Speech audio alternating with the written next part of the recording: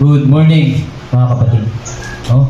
Sa lahat ng mga taong nandito at sa lahat ng mga taong naniniwala sa banal na kasulatan. No? Niinintak na pag-aralan natin ang about sa pagkain. No? About sa pagkain. Ating basahin ang Revelation 1 ng 3. Ating basahin. Mapalad ang bumabasa at ang nakikinig ng mga salita ng hula at tumutupad ng mga bagay na nangasusulat doon sapagkat ang panahoy malapit na. No? Sa mga naniniwala sa Biblia, kailangan natin magbasa ng Biblia dahil mapalad ang taong bumabasa ng Biblia. No? Mapalad ang tao. Bakit? Maraming mga taong nangangaral ng Ebanghelyo na hindi pasok sa ministro ni Kristo. No? Maraming nangangaral, maraming lumalabas ng mga bulaang pastor, maraming lumalabas na bulaang propeta, maraming lumalabas na bulaang mga iglesia na hindi tugma sa aral ni Kristo ng Diyos Ama. No? Hindi tugma. Ngayon, pag-aralan natin yung pagkain. No? Bakit dapat natin pag-aralan yung pagkain? No? Ating basahin. 1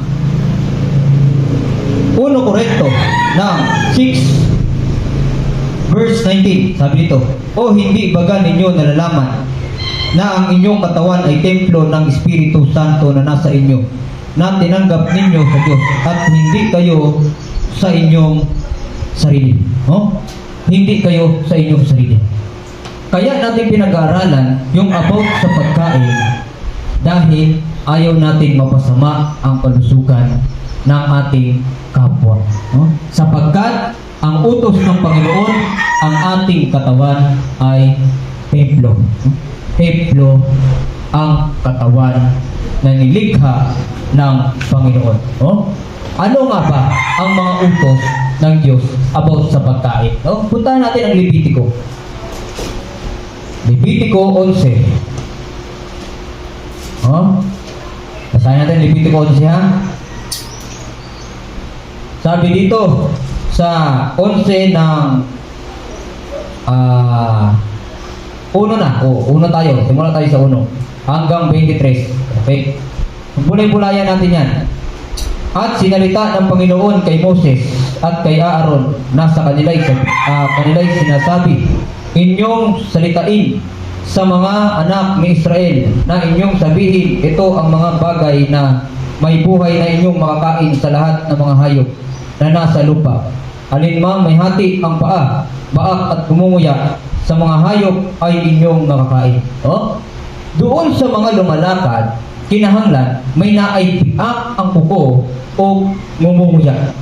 Yan ang dapat natin kainin. Oh? Hindi ko na usa-isahin ang makakain naman natin sa isda. Oh, ingon dito sa bebe. Ang mga ito'y inyong makakain sa mga nasa tubig. Alinmang may mga palipik at may kaliskis sa tubig ng mga dagat at sa mga ilog ay makakain ninyo. Kana ang makakain sa nabubuhay sa tubig, sa ilog o sa dagat. No?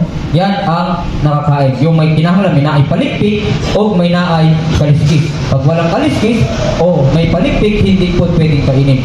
Kung may palikpik, walay kaliskis, hindi po pwedeng kainin. No? Kana ang makakain sa tubig. Puntahan natin naman ang makakain naman sa may naay pakpak. No? May naay pakpak. Sabi dito, sa 13, at sa mga ibon ay aariin ninyong karumaldumal ang mga ito. Hindi kakanin ang mga karumaldumal, ang mga agila, ang agilang dumudurog ng mga buto, at ang agilang dagat. Ingon sa 11, mga kapatid. At magiging karumaldumal sa inyo, huwag kayong kakain ng laman ng mga iyan, at ang mga bangkay ng mga iyan ay aariin ninyong karumaldumal. Anong walang at ang lawin at ang limpas ayon sa kanilang pagkalimpas, lahat ng uwak. Kana ang makakain natin sa mga kana ang hindi natin makakain sa may mga pakpak, no? Yung sa mga mangdaragit, no? Katulad ng mga uwak o mga lawin o mga limpas. O kana siya.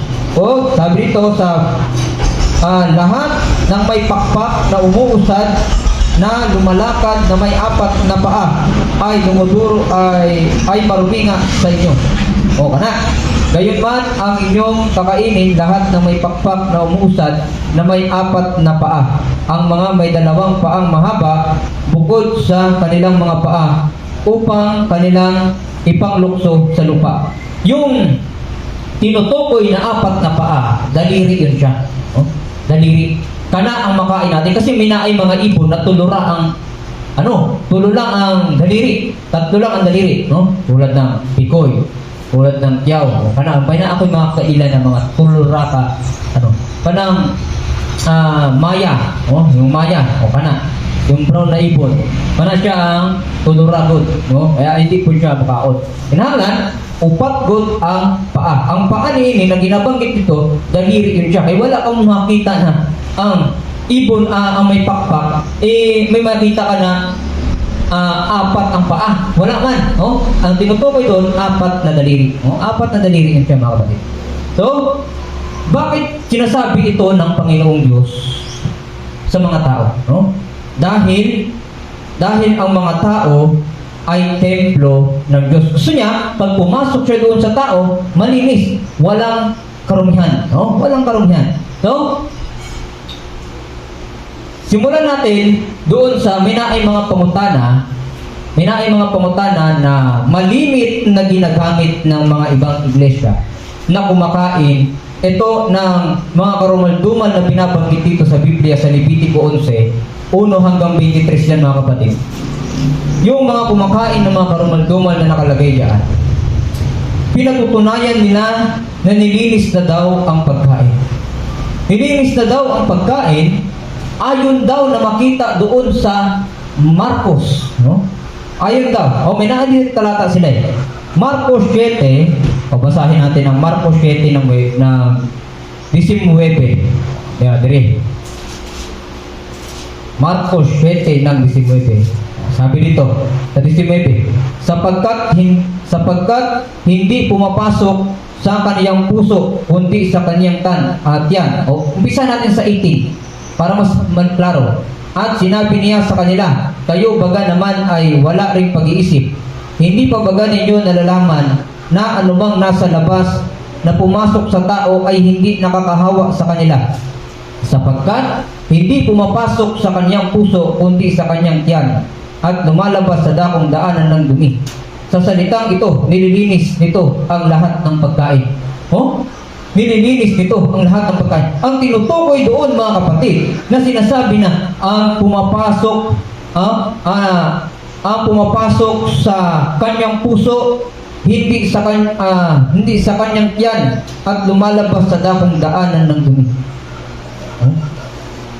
Kung papansinin natin, walang koneksyon yung pagkain ng mga karumaldumal na binanggit sa Levitico 11, walang koneksyon sa talata ng Marcos 7, 18 hanggang 19. Kaya maling-mali yung patutunayan pa natin, gusto pa natin sa makipagdebate pa tayo sa mga may mga tao ba na kinahailangan makipagdebate pa tayo sa mga SDA kaya ito mga Sabbath keeper ito. Kaya ito, hindi rin kumakain ng mga karne ito. Pero kung ang iyong kapwa na kumakain, dayayain mo ng debate doon sa kumakain din, hindi kayo magkasabutan na yan, Hindi kayo magkaintindihan pag ganyan, Hindi kayo magkaintindihan. Unang-una, kung pag-aaralan natin, mga kapatid, dito sa Marcos, wala siyang connection. Walang connection yung mga pagkain na binabanggit ng Levitico 11 na mga karumaldumal. Walang binabanggit dito. Unang-una, walang sinabi si Kristo wala siyang sinabi dito na sapagkat hindi pumapasok sa kanyang puso kundi sa kanyang tiyan at lumalabas sa dakong daanan ng dumi. Sa salitang ito, nililinis niya ang lahat ng pagkain. Hindi wala siyang sinabi yun na nililinis niya ang lahat ng mga karumaldumal na pagkain. Wala kang sinabing ganun. Walang sinabi. Kung ba sa tutusin, kung ating pagbubulay-bulayan yung history, mga kapatid, dahil si Kristo, nandoon siya, nakisalo sa kanya, sa kanila ang mga Pariseo at ang mga Eskriba. Oh. Dahil ang mga Pariseo at ang mga Eskriba, sila yung pinangahawakan nila yung mga tradisyon. Oh. Pinangahawakan nila yung mga tradisyon na kailangan bago kumain maghugas ng kamay. Oh. Kailangan maghugas ng kamay. Sa ating tradisyon, ganun pa rin, ginagawa rin natin yan, no? Sa tradisyon natin ngayon. Pero kung wala talaga, walang tubig, nandoon ka sa kabuntukan, wala kang makita tubig, makakain ka, kailangan naman ihi mo yung gagamitin mong panghugas ng kamay. Ito nga, lalo pa rin eh. Yun, ganun yun mga kapatid, no? Kung papansinin natin, ang Biblia nagaingon. May na-adri, ito ang pangutana dire. Nilinis na ba ng Diyos ang pagkain karumalduman ayon sa Marcos 7:19? Nilinis na ba ng Diyos? Hindi po nilinis ng Diyos ang mga karumaldumal na mga hayop na hindi pinapakain sa kapanahunan pa ni Moses. Hindi po nilinis. Kung papansin natin, ang kinain ng mga alagad at kinain ng mga Pariseo at ang kinain ng mga Pariseo at Eskriba, hindi po yun karne. Hindi po yun karne. Tinapay. Tinapay ang kanilang kinain. Kaya walang connection ang karne sa tinapay. Saan ka makakita yung karne ng tinapay? Saan ka makakita na ang tinapay naging karne? Walang connection ang karne sa tinapay. Pwede rin, kung ipapalaman mo yung karne, magkakaroon siya ng connection. Magkakaroon siya ng connection. Pero wala ka talaga. So, naputol yung ating So, sige. Naputol yung ating linya ng konti. So, gaya nga po ng sinabi ko, wala pong connection ang pagkain na karne doon sa tinapay na kinakain ng Panginoon at ng kanyang mga alagad at ng mga Pariseo at Eskriba. Walang connection ang karne doon. Walang connection. Tinapay ang kanilang ikain. Kaya napakamaling aral, napakamaling maling aral kung sasabihin natin nilinis na yung pagkain, yung mga karumal-dumal na pagkain. Unang-una, wala pong sinasabi dito sa Biblia na nililinis na ang mga karumal-dumal na pagkain. Wala kang mababasa sa bagong tipan, bisan sa lumang tipan. Kung meron man, iharap ninyo dito. Kung merong magpapatunay na nilinis na yung mga karumal-dumal na pagkain, iharap nyo dito. Unang-una, wala pong sinasabi dito na karne ang pinag-uusapan dito. Hindi. Tinapay. Tinapay ang kanilang pinag-uusapan dito. O doon sa mga kamay, sa mga maruruming kamay na hindi man lang nabuhugas ng kamay. Marurumi. Sunod. Kung papansinin natin, merong tradisyon. Merong tradisyon na ang tradisyon nila dito, ito, salit-saling sabi ng matatanda. Yan ang kanilang tradisyon. Kailangan sundin nila yung mga matatanda. Yung paniniwala nila sa mga matatanda na mga salit-saling sabi, yun ang winala ng Panginoon. Pero hindi niya winala yung salitang, nililinis ko na yung mga pagkain ng mga karumal-duman. Wala siyang isabi na ganun. Wala siyang sinabi na ganun. Na nilinis niya na yung mga pagkain karumal-duman na binabanggit ng Levitico 11. Wala siyang binanggit. Balikan natin yung talata. Itong sa Marcos 7:19. Balikan natin. Ito yung malipit kasi nilang ginagamit na dapat bigyan natin ng pansin. Bigyan natin ng pansin itong kanilang limit na sinasabi na pinatutunayan daw nila na itong pagkain daw ay nilinis na ng Panginoong Diyos. Mali pong aral na nilinis na ng Panginoong Diyos ang lahat ng mga pagkain ng mga karumal-dumal na sinabi ng Levitico 11. Mali po yun. At kailanman At kailanman At kailanman ang mga karumal-dumal na pagkain hindi itinuring malinis ni Kristo, ni ang kanyang mga alagad, ni ang Diyos Ama, no? Ni ang mga propeta. Hindi itinuring na malinis ang lahat ng mga karumal-dumal. Hindi itinuring. Lahat yun, kahit sa simula hanggang sa panahunan ni Kristo, hanggang sa nawala na si Kristo sa kalibutan, no? Na umakyat na siya sa langit at naiwan ang kanyang mga alagad, hindi nila itinuring na malinis ang marami. No? Tapos isa pa yung talata na sinasabi nila doon sa Mateo. No?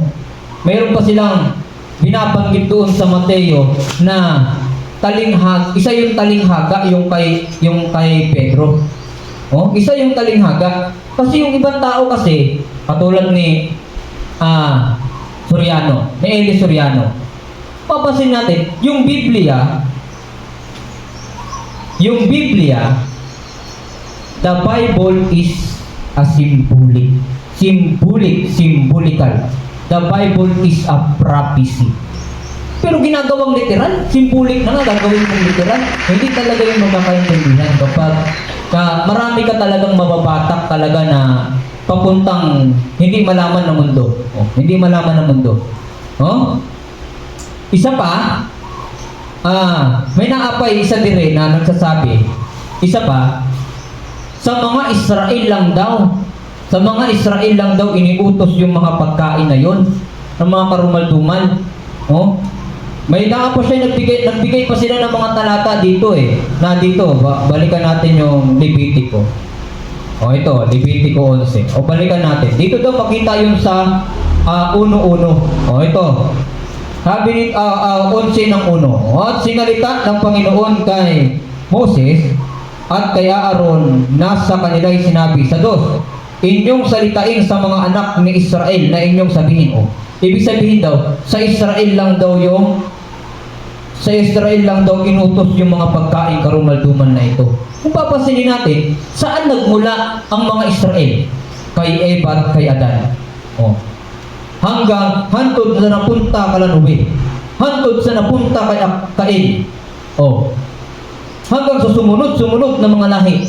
O, nagparami na ng parami ang mga lahi. Papansin natin, mga kapatid, na kung papansinin natin, saan tayo nagsimula? No? Papansinin natin, tuloy-tuloy ang ating buhay. Tuloy-tuloy.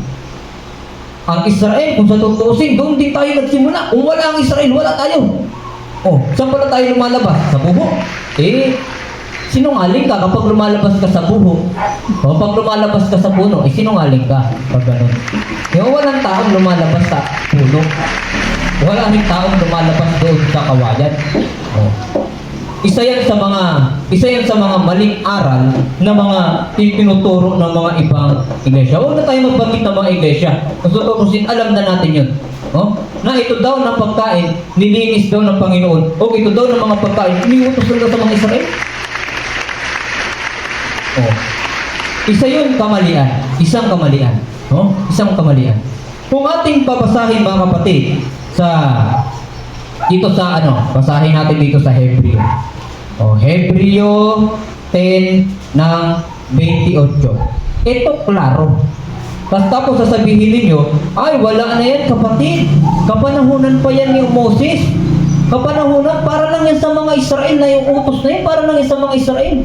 O, pansinin natin yung Hebreo 10:28. O, ito, baka sabihin nyo, itong Hebreo, doon to may kita sa lumang tipan. O, sa bagong tipan na ito, kapatid. O, sa kapanahunan natin itong Kristiyano, itong Hebreo, kaya nagsimula, nagsugod ang Kristiyano, nandoon sa Lucas nagsugod O, ito, kay Hebreo. O, kapanahunan na ng Kristiyano, pasok na sa mga Kristiyano. O, ito. So, sasabihin nyo, kapanahunan pa yan ng Israel, kapanahunan niya ni Moses, okay O, nakapag-Bisaya na tayo tuloy. O, Hebreo 10 ng 28. Basahin natin. O, sabi dito, ang magpawalang halaga sa kautusan ni Moses sa patutuo ng 2 o 3 saksi ay mamamatay na walang awa. Kita mo, may hatol? Mamamatay na walang awa? Kung sino man pala ang lalabag doon sa kautusan ni Moses? Sa 2 o 3 saksi? Oh. Ang tanong, sino nga ba yung 3 saksi o 2 saksi na yung tinutukoy doon sa Hebreo? Ang tinutukoy doon, yung Biblia, 2 saksi. Lumang tipan at bagong tipan. At ako ang pangatlo na nagpapatotoo na hindi pa nilinis ang mga karumal-dumal na pagkain. Mula pa sa Genesis hanggang sa Revelation, wala kang mababasa na nilinis na ang lahat ng karumal-dumal na pagkain. Kung meron man, humarap kayo dito. Oh? Yan ang ato ito. Sa umaga nito. Kaya, isa ito sa napakagandang pag-aaral dahil atin itong binubulay-bulay na hindi totoo na nilinis ng Panginoon ang mga karumal-dumal na pagkain. Huwag po tayong maniwala sa mga salit-saling sabi ng mga tao. Huwag tayong maniniwala sapagkat darating talaga ang panahon na maraming bulaan na lalabas na magpapakilala sila'y Kristo. Sila'y mga propeta. Pero hindi makita sa kanila ang pagka-propeta. Hindi po makita sa kanila ang pagka-Kristo.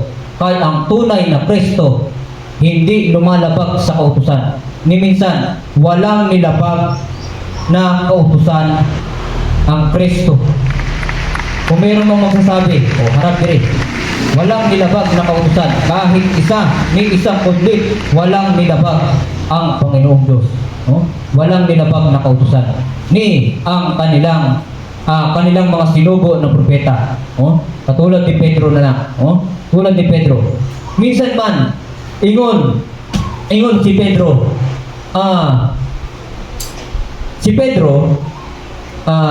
nawalan ng diwa.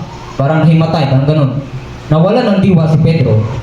Yung nahimatay na si Pedro, may naan na siya'y pangitain. Ibig sabihin, pangitain ha? Ibig sabihin, hindi po yun literal. Symbolic, panaginip yun eh. Symbolic, pangitain. Symbolic. Hindi siya literal. Kaya yung iba nagsasabi literal eh. Yung symbolic, ginagawa mong literal. Hindi mas lalo kang maraming madadali yan. Papunta doon sa ibang ibayo. Kung saan naman sila dadalhin. Kung papansin natin, may ginaingon ito na bumaba ang sisidlan. Pagbaba ng sisidlan, may naay nakita ng mga karumal-dumal na pagkain. Ingon ang Panginoon, Pedro, tumindig ka. Magkatay ka. Ang sama ingon si Pedro, sabi niya, kailanman hindi ako kumain ng mga iyan. Kailanman hindi ako kumain ng mga iyan. Pero ingon si Pedro, alam niya sa sarili niya na minsan man hindi ako kumain ng mga iyan. Kung meron mong magsasabi na magpapatunay na si Pedro kumain, hapit diri. Wala kang mababasa na si Pedro kumain.